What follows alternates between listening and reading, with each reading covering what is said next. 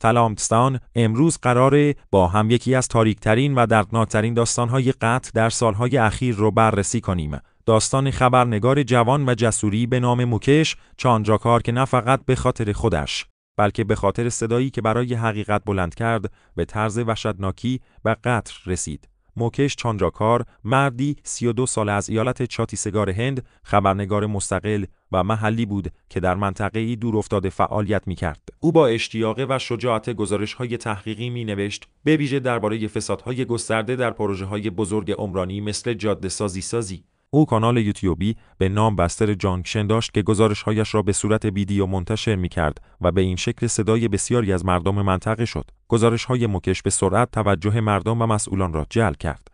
او فسادهای بزرگی را افشا کرد که شامل رشوه‌خواری، نقض قوانین و سوء استفاده‌های مالی بود. همین موضوع باعث شد برخی افراد قدرتمند منطقه که منافعشان در خطر بود، از دست او ناراضی شوند.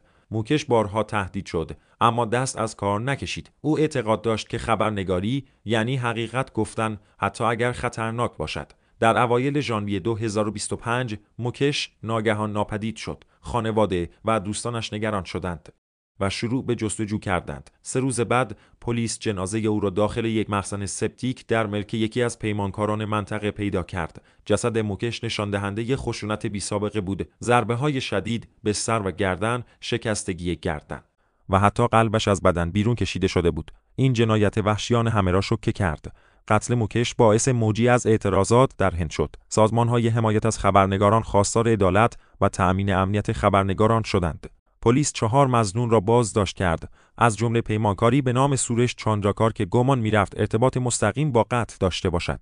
تحقیقات ادامه دارد. اما این پرونده بار دیگر نشان داد که آزادی بیان در هند با چه خطراتی روبروست. موکش چاندراکار نماد شجاعت و صداقت بود، کسی که حاضر نشد سکوت کند حتی وقتی زندگیش در خطر بود. قتل او تلنگری به همه خبرنگاران و فعالان حقوق بشر بود که چقدر کارشان میتواند پرخطر باشد.